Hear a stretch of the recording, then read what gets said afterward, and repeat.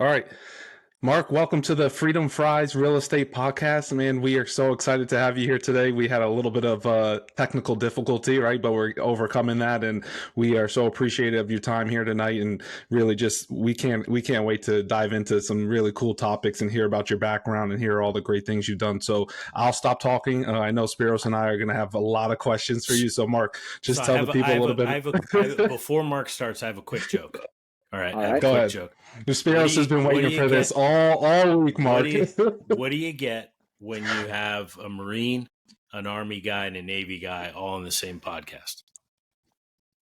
You got Technical me. difficulties. There Technical we go. difficulties. There you go. And Yeah. that There is you very go. true. That's I an like original. that. That's an I like original. I that. like it. But you guys I can like use it. it. And it's That's all All you. accurate. right. It is. It is. All right, Mark, floor is yours, man. Tell us about yourself. Well, guys, first of all, thank you for having me. It's great to connect with fellow veterans like yourselves. And Yeah. you know, I I don't know how to talk about myself too much, but I grew up in South Florida. Miami is where I was raised. I wasn't born there. I was born in New Jersey, but I know nothing about the place. I left when I was one. My family came here from Cuba. I was the first in my family born in the States, and I've been Me in the too. Marine Corps for the last almost 20 years now. So I'm on my tail end of the journey. And I should also state this for anybody who's watching. Everything I say from this point forward, it's my opinion. It's not the Sure. Department of Defense's opinion or the Marine Corps' opinion. It's mine. Sure. Just in case Absolutely. we get hot and spicy in here, but yeah, guys, like I've spent the last almost 20 years as a Marine musician. I'm the director here at Camp Lejeune, North Carolina. And I originally came in as a saxophonist, and then, man, a wild career. I've done a little bit of everything. Humanitarian aid in the Pacific for 4 months Wow. on the USS Peleliu. I became a martial arts instructor in the Marine Corps. My journey got me into crazy paths like dog training outside of the military, and then I became That's awesome. yeah, I just became like super passionate about that for almost 15 years. I Okay. got involved in jujitsu. I now teach every week. I'm here at a great school in North Carolina called Legacy Jiu-Jitsu Academy. Okay.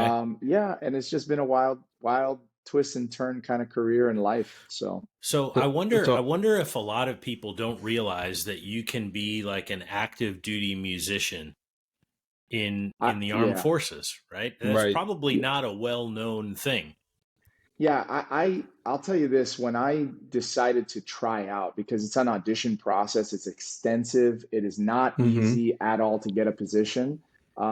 Basically, somebody has to leave for you to have even a chance to come in. Sure, sure. And I was in high school when I joined. A lot of the musicians that are coming in today have degrees in music. I'm a high Mm-hmm. school graduate.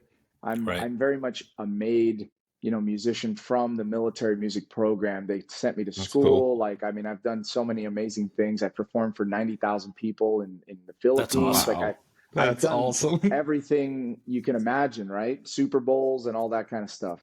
But it is fascinating to me that at 18, I had no clue this existed.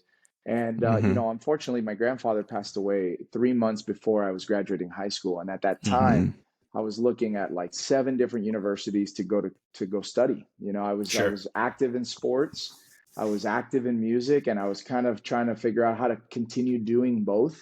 But I knew that music was going to be the thing that was going to pay for college. And I had a lot of Right. offers, to go to school.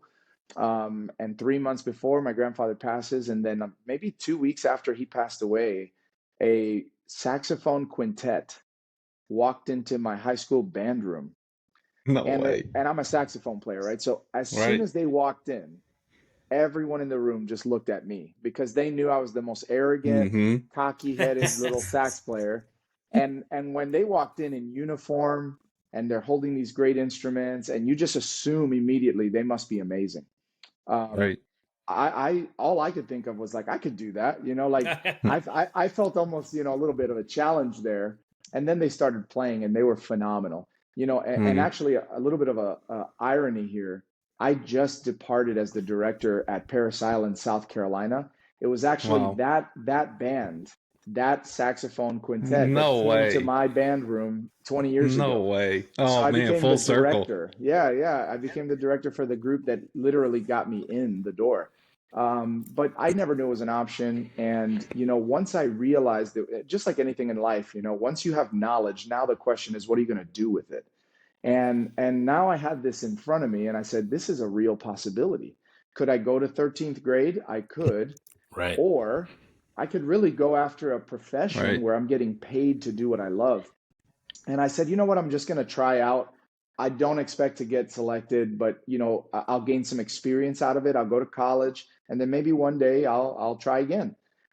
I did the audition, and 2 minutes into the audition, his name was Mitch Martin. He was an awesome guy. He just cuts me off, and he goes, "Get out of the room." What? And I'm like, 2 minutes? I got 2 minutes of I got playtime, 2 and I'm minutes. I'm done. So I get out of the room. About 10 minutes later, he comes out with my recruiter. They shake hands, and he says nothing to me. He just walks out No, of the my office and goodness. leaves. And I'm like, man, I bombed. This must have been terrible. My recruiter, who was a war hero, Hmm. decorated from Iraq. I mean, I joined right after 9/11, and he had been part of the first tank battalion to go into Wow. Iraq. And this guy walks out real stern looking, and he goes, "I thought you told me you were good." And I immediately knew, that I must have Right. failed. And so I Right. kind of like, hung my head a little bit. I was like, I thought I was okay, Hmm. and he goes, I'm just messing Oh with you. He man. wants to offer you a job. What do you want to do, kid? And then the whole world Wow. just zoop, Yeah. immediate tunnel vision. What an So awesome feeling. That's yeah, awesome. a lot of people don't know it's a possibility, Sure. but you guys know this. The military offers so many Oh yeah. Yeah. opportunities. If you have the right ambition and you have the right head on your shoulders, you can really make an incredible life out of that. And there's a lot of sacrifices involved, Sure. but in the end, I think that it was beyond the best dumb thing I ever did because I didn't know better. Right. Uh, That's so so cool. That's awesome. So yeah, cool. There's so much history rooted in military music and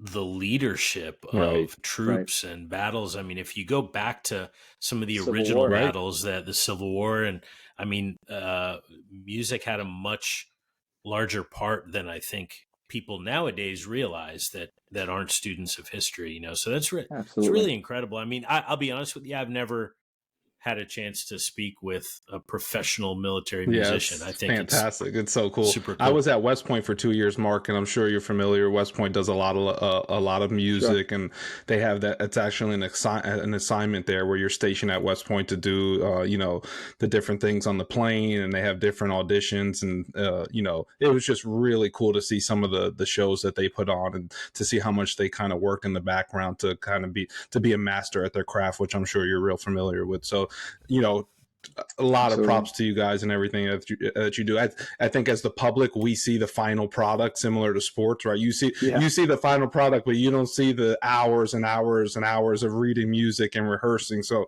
it is not easy. Trust me, I know. So Yeah, music is an interesting thing because it's the one thing I have in my entire right. life, the only thing I have ever come across. Maybe combat might be equal to this in this sense. In music, if you get 99% of it Mm-hmm. correct, meaning you have a whole band together and everybody's allowed one mistake, it sounds like Right. crap. And Right. Like everybody hears and sees it. and Right. everyone will know Right. it, right? And so to a musician, like we're hypercritical to the point where a lot of times, a musician will be like, "Oh, that performance sucked," and the audience is like, "That was the greatest show Right. I've ever Right. seen." And I say that it's similar to like maybe a combat role because one Right. mistake, For sure. not a good outcome, Absolutely. right? It's Yep. it's almost a zero default mentality. And that transfers to a lot of other parts of life. I was mentioning that I got involved in dog training and Mm-hmm. jujitsu. I was an MMA Oh fighter, man. and like all this music stuff, it transfers over because the dedicated hours of practice, the focused effort, not just putting in effort, but the right effort, the strategy behind how you prepare yourself, and the cooperation amongst you and all the other musicians. That stuff is intangible in a way that it transfers to any other For endeavor in sure. life. So and writing a Right. book. You know, Well, like it's well, the same deal. perfect transition. Before we get to your book, Mark, I have to talk to my best friend in the JAG Corps. He's been trying to get me to do jujitsu for the last 2 years. So once I heard that you did Let's jujitsu, I talk said about it. he Yeah. listens to all our podcasts. He knows exactly who I'm talking about because he'll be listening. So he will not let me live with myself if I don't pick your brain a little bit about jujitsu and if you tell a little bit about Yes. kind of how it's helped you in life and things like that.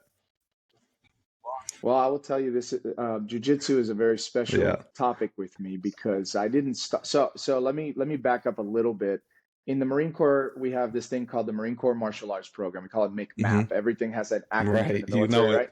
right? And when I first joined, it was kind of new to the Marine Corps, but I was part of the initial, like I didn't know anything different. The Marines that came before me never had that. They had something called line training, which was kind of like this, like everybody get online and execute the same techniques and a little more blocky.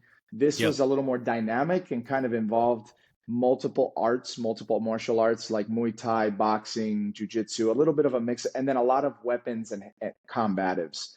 You know, fighting weapon against no weapon, knife versus no knife, pistol retention, you know, that kind of stuff is a lot in the McMap program. So I became an instructor for the Marine Corps in the Marine Corps martial arts program. And pretty quickly, I got a little bit, I don't know, jaded about the program because I was looking for feeling like I could defend Right. myself and everybody Sure. around me. That's what I was really looking for. And what I really discovered quickly the first time I met somebody who did jujitsu was that like a white belt of 6 months, some dad who sits on the couch can really Right. handle the majority of people out there Hmm. because he's been training for six Yeah. months. But I'm over here in the Marines and I'm struggling against that dude, right? And Right. so the reason I tell you it's a little bit of a special topic for me is because back in 2010, in fact, I was stationed at exactly this Wow. this Mm. base. This is where I was at the time. I had a life-saving spinal surgery. I had Wow. a big accident in Thailand. They didn't. I had a double compound fracture in my hand, and they saved my finger, but they didn't check anything because I was in a Thai Mm. hospital. And I get back to the States, and about a year later, I get a second-degree burn on my right leg and I couldn't fathom like how it happened because I it was in a shower What? and I tested the water with my foot. It felt fine. I went to get in and all of a sudden I got No burned. way. And I couldn't understand how the heck it was Mm. possible, right? Like what was Yeah. my brain Right. doing? So I get to the Right. hospital and they did this thing called a scrape test where they basically tell you to look away and then they scrape the bottom of your foot and they keep scraping until you tell them that you can feel Hmm. it. Well, by the time I felt it, they were at my navel No way. on my right on the yeah. And so I look at the lady and she's like, "Are you telling me that you didn't feel that all the way until we got to your stomach?" What? And I said, "I didn't feel anything." Wow. She said, "Son, you have more than a burn here. Something is Wow. wrong." Well, thank God, you know, I was immediately taken out of the military medicine program and sent to Eastern Carolina Right. University, and I had a lot of testing done over months, and they couldn't figure out what was going on, but I had no feeling on my right side. And Wow. finally, Eastern Carolina conferred with Duke Hmm. University, and they happen to have one of the top Yep. neurosurgeons in the country. I think he was top Yep. 10. And he discovered that I had a disc that was just out of place enough to sever my spinal cord over time. Goodness. So in my thoracic spine, my T4 and 5, which is above the heart and Right. lungs, I was having my spinal cord slowly Oh my severed goodness. and I didn't Wow. even know it. That's insane. So why I share all that with you, and we'll get into Right. jujitsu, is because when they discovered what was wrong, I was on the base, which is about 2 hours away from where I had the surgery, Hmm. and a Red Cross truck drove onto the field that I was training Hmm. on, and they basically like called my name on a bullhorn, and everybody around me is pointing to the guy who's on the ground, and I get up and I'm going, "What's going on?" And they're like, "Get in this vehicle, this Hmm. ambulance. We have an operation, OR prepped. Wow. You're going to have life-saving spinal surgery right now. We need to stabilize your neck and all that." And I'm like, "What is Hmm. happening?" So I have this surgery in 2010, January. Okay. I was told, "Hey, you're done. Yeah. Your military career is over. Like we got to make sure you're good for life at this point. Like so you're gonna do rehab and months. I think they said 10 months before I could even really start rehab. Jeez.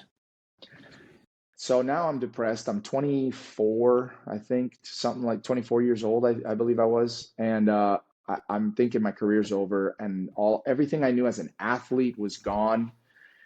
And I run into a guy on base who was wearing a jacket and it said Fighter's Market. And I remember vividly, it was at a Dunkin' Donuts on base. And I said, hey, where's that store? Is that here in town?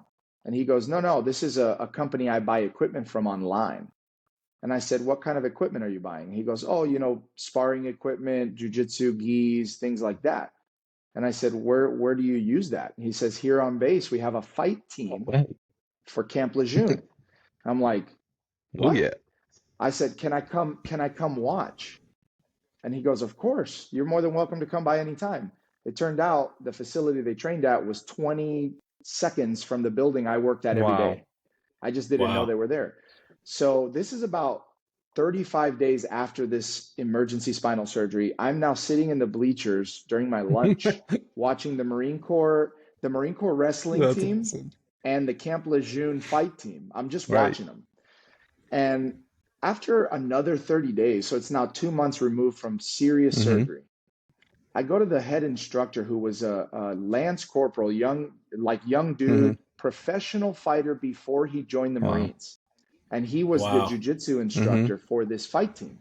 And I went up to him and I said, hey, look, I just had this crazy surgery, but I really love what I'm watching and I just really want to learn this. And he goes, you know what? I'm going to train with you. I will put no pressure on your body. We're going to go as comfortably as you go. I will show you techniques. We will not grapple. We're just going to take it really, really easy and we'll just see how things go. Well, we do that. So 2 months after the surgery, we're doing this now, right? And I'm only training. His name is David Porter, one of the greatest guys I've ever met. He's now, I believe, in Virginia. He's a black belt, and he has a school, academy. That's so cool. He's an amazing guy. And he's a combat infantryman, like a war hero. Really has my highest respect. And anyway, a month later, now we're 3 months removed from the surgery. I'm kind of catching a little momentum with him, like I'm feeling okay. 1 more month passes and I'm feeling like I can kind of go. And then one day he walks in and says, hey guys, great news. I just got funding for anyone on this team who wants to go compete at a jiu-jitsu tournament. So I'm not even 5 months from surgery. And I'm like, I'm in. Let's go. I'm all in. Let's do this, right? Yeah. Mind you, this is the worst. If there's a young military member listening to this, don't do this, ever. It's like everything the doctors tell you not to do, Mark's doing it. Everything I did the opposite, right? 24 and dumb, right? So I go to the tournament. I enter in the no-gi division, which means I'm not wearing a traditional kimono. And I entered in two categories. I entered in my weight class category and the open division. Open means you can fight against anyone of any weight class.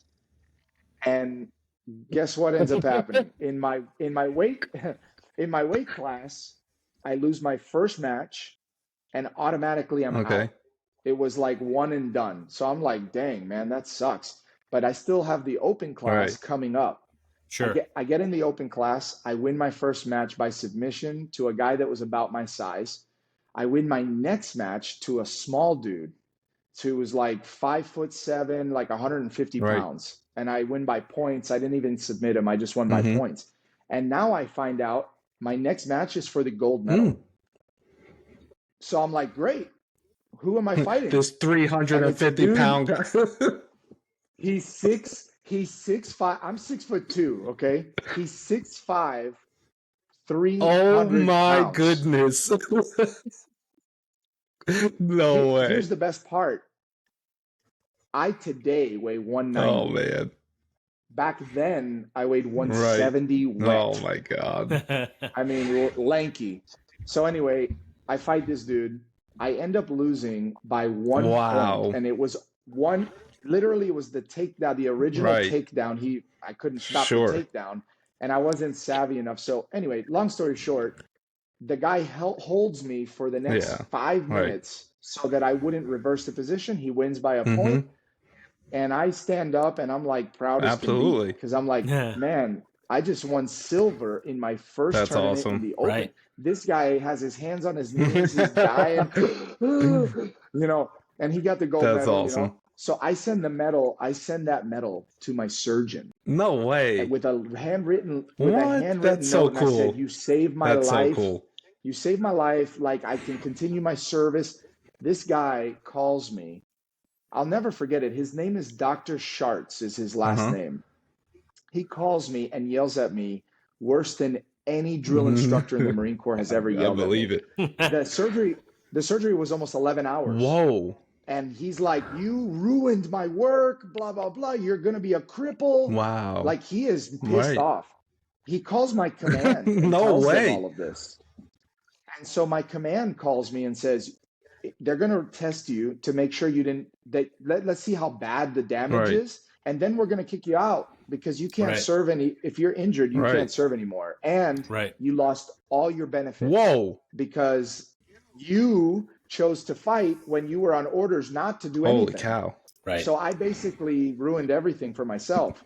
I go to Dr. Schartz, he does the testing, and he says, "Keep your phone by you. In the next day or two, I'll have the Right. results. Then we're going to have to figure out how to manage your life." Right. That's what he says to Holy me. cow.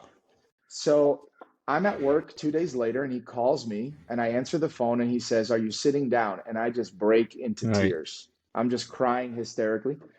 And he goes, "Stop crying. We need to talk. I want to run a lot of tests on you because I have never in my 37 years of doing this procedure seen anything like this. You have not just Hell recovered, yeah. you have layers of That's muscle where awesome. you should have no Mm-hmm. cartilage. The cartilage was totally tight." And so he said, "What did you do that would cause you to recover You were like this?" doing And light jujitsu. I said, "I didn't do anything different in my nutrition, in my sleep, Right. nothing.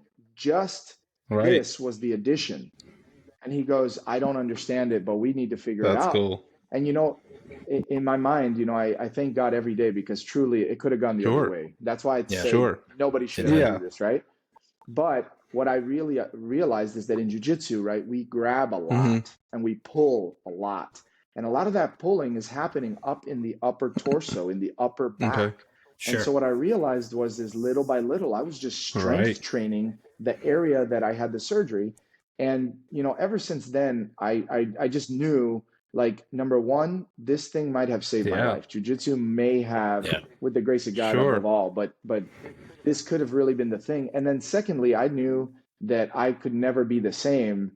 And this has changed me in a way, both spiritually, mentally, that I can't go back now, Sure. right? So Yeah. I'm always about the gospel of Christ and the gospel Yep. of That's jiu-jitsu. awesome. Those are the two things that I love to talk That's about. so cool, man. That's a fantastic story. I really appreciate you sharing it. And I know everybody I talk to about jujitsu, they just have nothing but awesome things to say about it and how it's such a good brotherhood and how it's so rewarding to get in there. So I promise sooner or later I'm gonna put my toe in there and try. I gotta get off the bench and actually take some action and try to do it.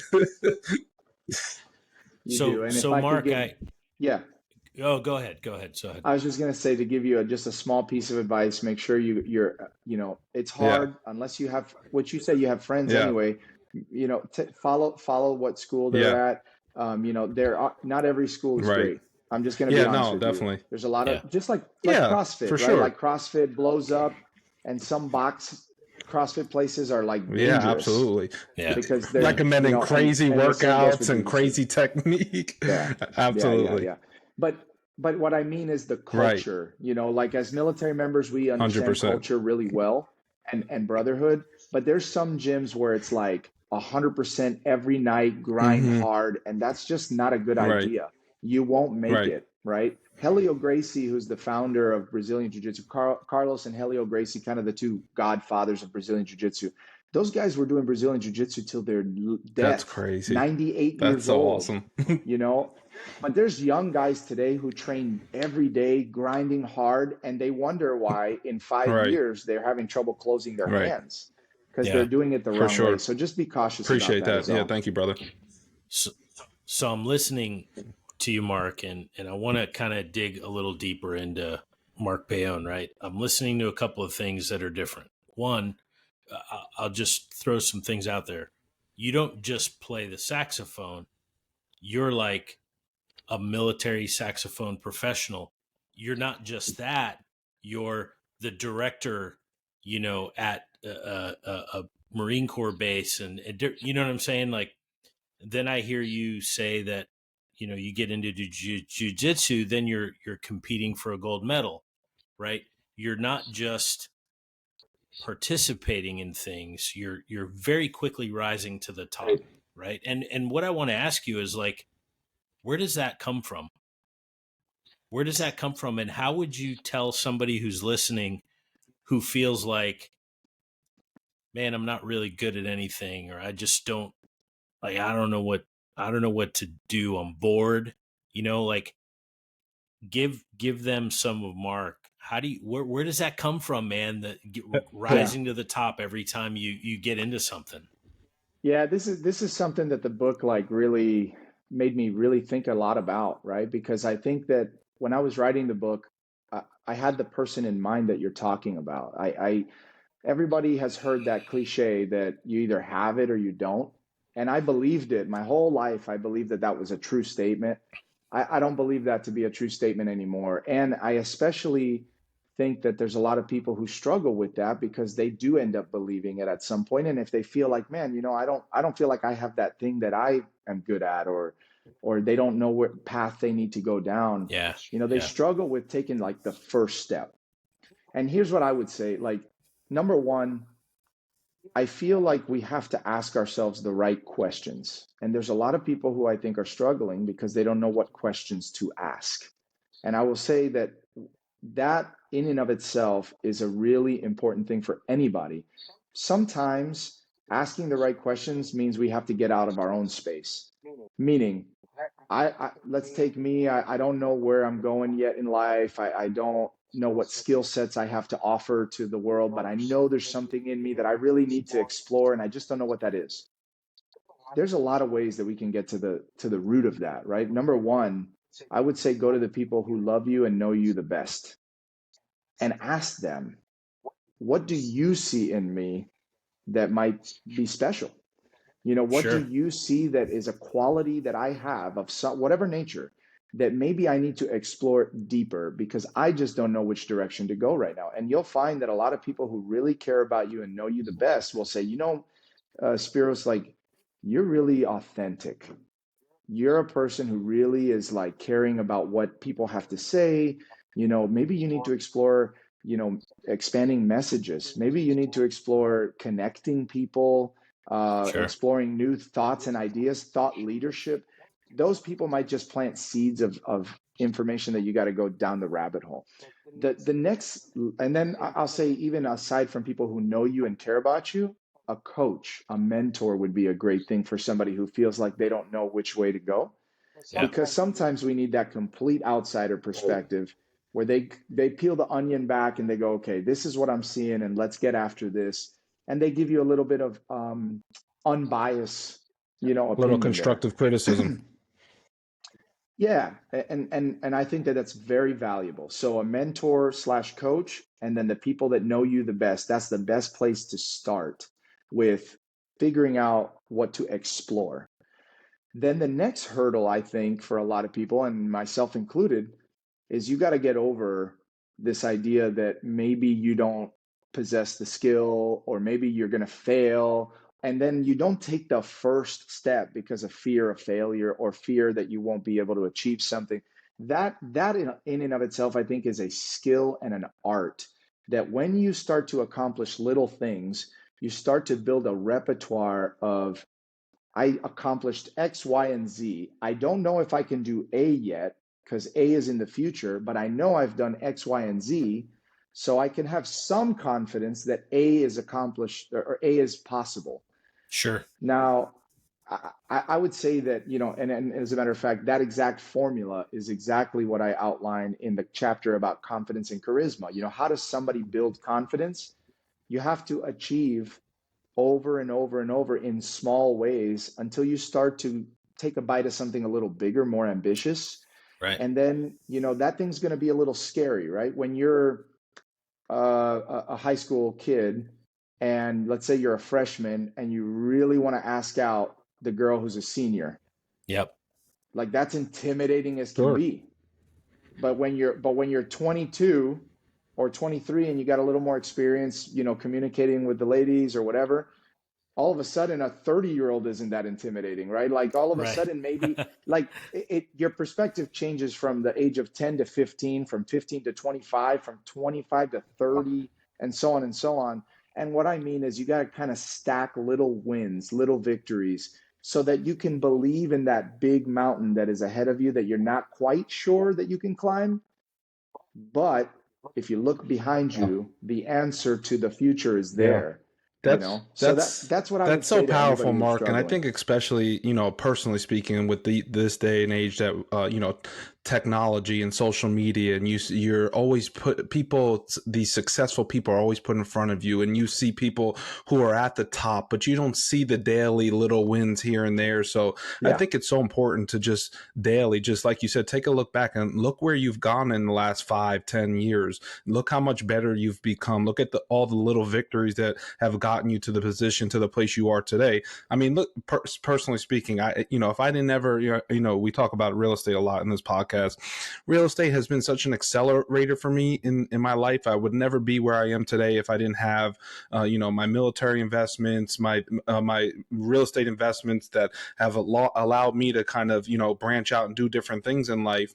But I'm caught in that same mentality that you talk about, Mark. I'm like, I'm always looking I want to be at the top of the hill, but I don't take time to appreciate all the little things that come along with that. So that's super powerful. And for those who are watching and listening, Mark is too biased, to say, but he is an author as well. Okay, so on top of all the other great things, Mark is an author, and you can get his book. You won't get it until you get it. I think where can you buy that, Mark? On Amazon, anywhere that they sell books? Yep, it's on Amazon. You can get it on Barnes and Yeah, Noble, anywhere that they sell books. all of Mark, I that. want to talk a little bit about the book if you don't mind. I've always wanted to write a book. Yeah. A couple questions. One, like, how did you find the time to write a book? And two, we're so busy these days. I don't even know how you find the time. And You're like, I right, didn't. and I didn't. I didn't just find the more time. importantly, how did you get the thoughts? This is a selfish conversation for myself, honestly. Like, I can't yeah, wait to dude, I share. can't I have the thoughts in my head, but I can't even begin to think about putting them on a piece of paper. So that's honestly I just don't like how I the process goes. I can't wait to share Oh, this that's because awesome. honestly, like the book came out earlier this year and it started, over a year ago at this point. And now is the only time I'm looking in the rear view mirror, like Right, processing all of right. this. So I'm about to lay it Let's on do you, it. Let's okay? do it. So this is how the world works, right? Like if you crack a door open and you take a peek, all of a sudden you can kind of see what's back there. And if you get a little interested, you maybe crack the door a little more Right. open and you might find yourself walking through a door and you're going, I didn't mean to do Mm-hmm. that. And that's exactly what happened to me in a way. So I had met he's like a brother to me now at this point, and a mentor. His name is Zachary Green. He's an author as well of a book called Warrior Entrepreneur. He's a veteran himself. He basically turned himself into a multimillionaire from Lance Corporal to multimillionaire. And he is just like a Marine brother till the day I die, right? I run into Zach because he has a veterans event that he's trying to host. And he says, Hey, Mark, I need some help kind of figuring out how to get a Marine band involved in this so I can honor these Vietnam veterans the right way. I said, No problem. This is what I do every day, right? So let's sit down for a brunch and I'll show you a couple of options of how the Marine band can be a part of this. And then we'll just kind of take it from there. So, what happens every time two military guys get together? What do? We make something happen. Technical difficulties. We just technical Technical difficulty, difficulties, and we yeah. make something happen out of nothing. And we just start sharing Right, the stories. You know what I mean? Yeah, Like yeah, back yeah. when I was over Yep. here, and oh man, when I was so we start doing that. And Zach says, you know what, Mark, you got some amazing Yeah. stories. You really should think about writing a book. He said that, and I laughed, like that. And then we're getting close to the end of the lunch or whatever. We're getting ready to say goodbye, and he goes, I expect to see your book in 6 months. And he wasn't Right. smiling. I'm like, okay, sure, Hmm. Zach, you know. So I go back, I'm driving home, and Marines are a little, out of respect, guys, Marines are a little different. We eat crayons, like No, we we're stop it. different, we'll put right? this in real slow motion Stop. for all the Marines who are listening. So no, I'm just kidding. But we kind of we have a different culture in a way where like when a brother says something like Yeah, that, so we kind of take it a little bit to sure. heart, and we're like, man, Yeah. did he just Yeah, challenge yeah. me? I He can't he gave back you a down call to now. action, man. You got to do it. He did. He did. So I get home from literally a 15-minute drive, and I'm like, you know what? I'm probably not going to write a book, but I'll sit down, I'll take my computer out, and I'll write a Hmm. story. Just one, you know, and see what happens. Let me just see what that looks like. So I sat down and I said, I don't know what the heck I'm going to write about. And I said, what's the first thing that comes to my mind from my career? Just random Hmm. thought, right? And I started typing. And 20 minutes later, I had 4,300 No words. way. That's awesome. One Right. story. And I'm like, oh man. Well, and in fairness, my wife will tell you I can talk 4,300 words without, you know what I mean? But for me, it was kind of Sure. shocking because I don't consider myself a Hmm. writer. You know, I'm a high school grad. I closed the computer, didn't think anything of it, but I was a little bit intrigued by the fact that I was able to write that much off the top of my mind. A week and a half later, Zach sends me a text message. He goes, Mark, this is the program I used to write my book, The Warrior Entrepreneur. And I click on the link, and it's a program called the Manuscripts Program by Professor Eric Custer. He's out of Georgetown University in DC, I believe that is. And he has an online program where it's basically a college course where you take zero idea and turn it into your first manuscript of a book. It's not your Right. book, but it's your first manuscript. And I was like, wow, that's kind of interesting. It was $1,000 course. So now I go to my wife and I show it to her, and I'm like, well, you know, it's kind of interesting. I'm not even close to thinking I'm going to do this yet. Right. But but as I started thinking about it, I said, you know, why am I not really thinking about doing this? And I knew the answer. I'm too busy. I don't got Yep. time. What would I write Right. about? Who's going to read it? Am I even worthy of writing a book? Like all of that instant Right. thought, right? Right. I had a different mentality that hit me out of nowhere.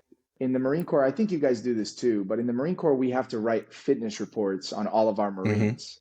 Yep. It's a means of helping them, you know, either get promoted or Right. not. And a couple of years ago, my dear best friend in the world is his name is Andres Navarro. He's a Chief Warrant Officer 4, and he's a mentor of mine. He helped me become an officer in the Marine Corps. He gave me a low grade on my writing skills. Actually, technically speaking, the category is communication, and it's oral and in writing Interesting. is what they're Okay. grading. And that was the only low grade I got on the entire report. Everything else was like Right. astronomical. And I walked into his office and I was like, what the heck? I'm like your top Yeah. guy. I'm the best guy you've got. How are you going to give me a B or a C on Right. this when I deserve F is like almost the highest you can get. I know it's a little backwards. I was Marine gonna Corps. say It's it the Marine makes Corps, guys. sense. So but he was the first to really explain to me, like, look, you can speak the talk, and you have good verbiage and you have zeal and you can communicate well that way, but your writing Mm. sucks. So I'm thinking about that now, 7 years later as an officer, and I'm like, man, people's careers are in my hand when I'm writing their Mm. reports. And I said, you know what? I need to pay Right. $1,000 out of my pocket to do this, simply to just become a better Right. writer. Sure. That was it. And so I said, you know what? I'm doing it. I did not understand. Mm. Just like when I came into the Marine Right. Corps and I was auditioning and I didn't understand what that really Right. meant, I didn't really understand what this meant. When I tell you this was maybe the hardest work I've Wow. done in the last 20 No way. years, it was No way. hard. But here's why it happened. The program is very incremental. So anybody can do Hmm. it. All you have to do is take baby steps one at a Sure. time, and eventually you're running full speed. And it was like an hour a week here, and then eventually that turned into 2 hours because I had an hour class plus an hour with an Mm. editor. Then eventually it was 5 hours a week because I had to do some homework for my Sure. editor. Then Sure. eventually it was 10 freaking It's a hours a part-time week, job. right? It was absolutely, but it was different than a part-time job because it was Right. mine. It was like I'm the Mm-hmm. CEO and everything that I'm doing is a reflection of who I am now. And so I had no choice. I was fully That's committed at that awesome. point, and I had to dive deeply, and so bottom line is God led me to the right Right. people. Those people gave me a seed of thought. I prayed about it. I took a small step, then a little bit bigger step, a little bit bigger. And eventually, what ends up happening is that you find yourself in a place you could have never imagined yourself being. And then you got the hard decision. Are you committed now? Or are you going to back out before it gets too scary? And I'll be honest with you, like there was multiple moments where I was like, what am I Mm-hmm. doing? What am I doing? Who am I to Right. write a Mm-hmm. book? Right. Imposter Sure. syndrome. But I thank God every day that this happened because when it was done and I held it in my hand for the first time, I remember looking at it. It's got my Yeah. name on it, but I remember thinking, I don't even know who the heck wrote this. I don't know that I wrote this. Sure. And I mean that I eventually I Sure. realized, I think God brought me through this process, gave me those words, and now they're on paper for Right. someone. And I don't know what's going to happen with it, but I'm proud That's of so it. powerful, man. That's such an awesome story. And I know we talk a lot of real estate on this show, but what you're saying relates to so many different aspects in life. And, Right. it's just a matter of jumping in and taking those small wins every single day and putting your heart towards something, whether it's writing a book, whether it's investing, whether it's being in the band, whether it's being in jujitsu. It's just being there, being present, going after it, and kind of the rest will work itself out, which obviously it obviously has, right? With a hard copy book here in my hand, which is so awesome, man. That's fantastic. Really, Yeah.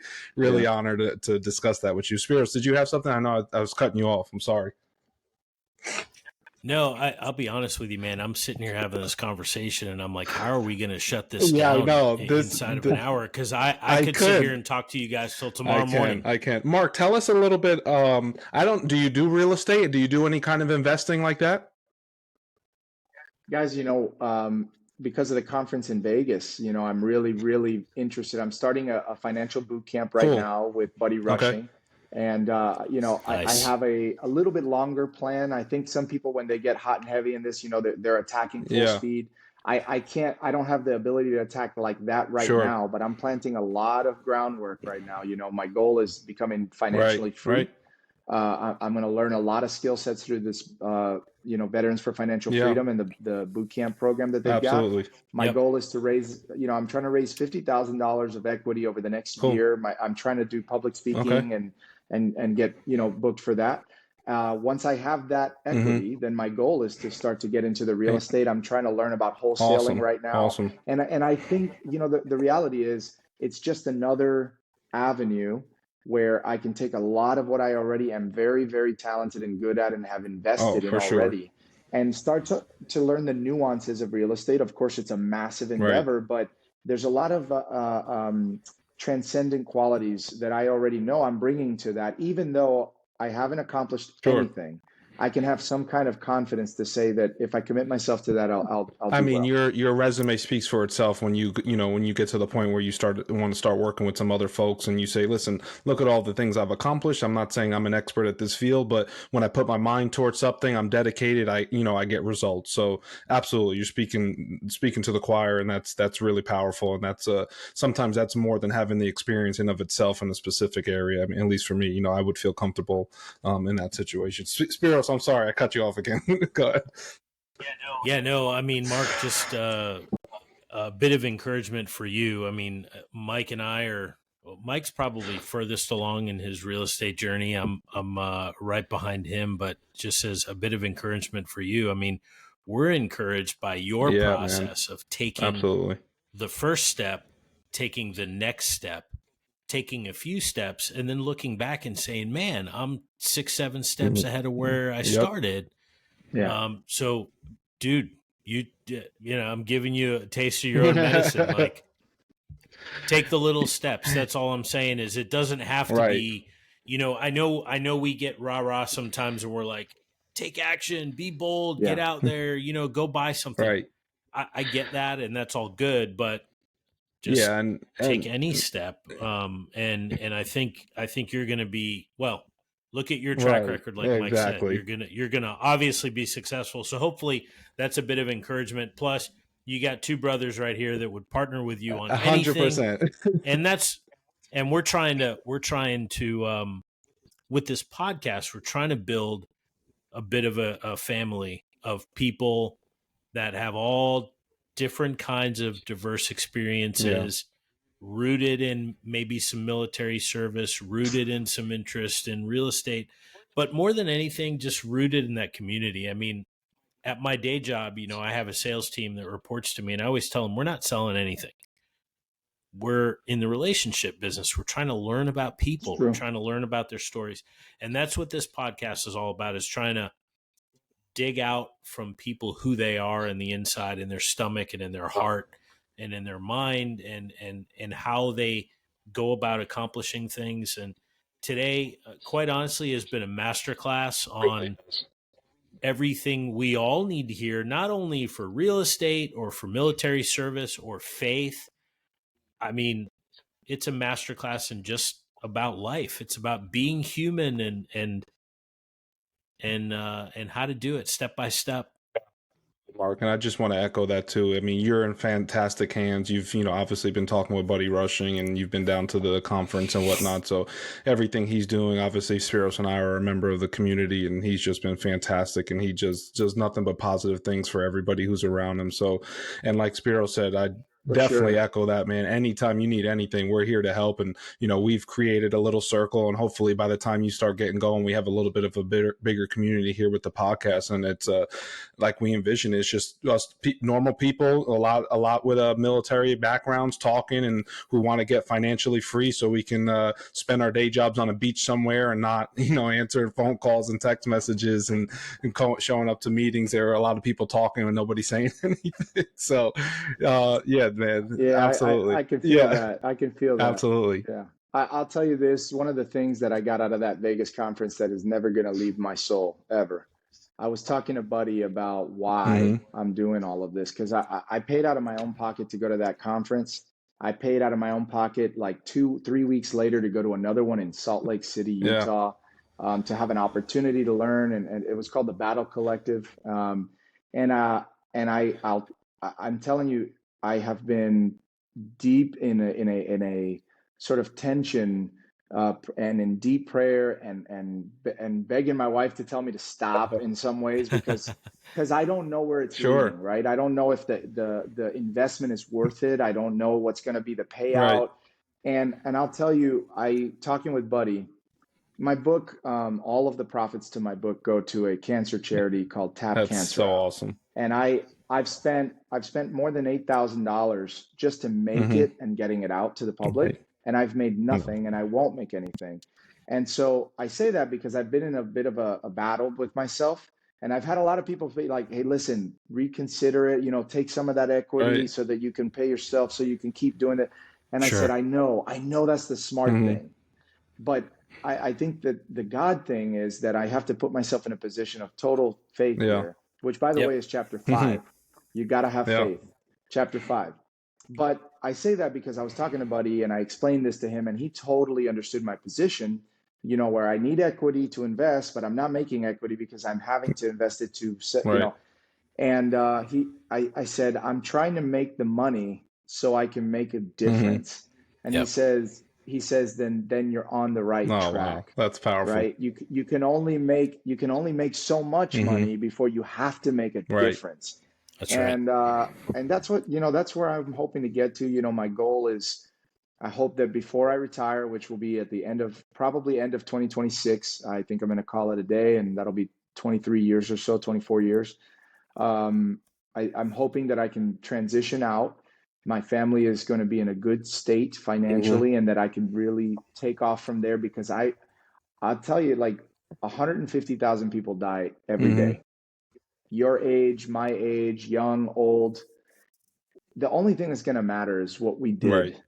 what our legacy could be, Absolutely. and our names will be forgotten. We're a Mm-hmm. vapor, right? Yep. And for me, I'm only looking for one thing. I want to make an impact in the world. I want to do something for people. I want to serve them, and I want them to know why I do it, which is because God calls me to do it. And if that happens and I die tomorrow, then my life was completely worth it. And all the goals and the little mini obstacles and all that stuff, that's just the part of the story. That's the dash in the dates, as they For say. sure, man. That's So, Amen, brother. amen. Yeah, Amen. there's nothing we can say that's going to top that. So I'm not even going to attempt to say that. So Mark, from the bottom of my heart, and I know I speak for Spiros as well, we cannot thank you enough, brother. Man, this has been a fantastic 50 minutes. Like Spiros said, if it wasn't so late at night, we could go all night and talk about anything. You are part of our family now. So if you need anything, please don't hesitate to reach out. I'm going to finish this book and I'll shoot you a text when I finish it, so you know that I have read all the chapters. And we look forward to having you back on in about a year or so we can get an update and see all the great things you're doing, and hopefully working towards the end of that retirement there in the service. no doubt, guys. Thank you again. I really appreciate you, and I just appreciate who you guys are. Fellow brothers in Yes, service. sir. And if I same goes for me. If Appreciate I it. can do anything for you, please Appreciate let it. me know. Mark, Yeah. thank you for your service. Spiros, thank you for your service. Happy Veterans Day this coming up this weekend, guys. And I'm sure I won't talk to you Yes, before then. sir. So enjoy your weekend. Enjoy Veterans Day. And I thank you both. I'll see you soon. All right, guys. Have a great one.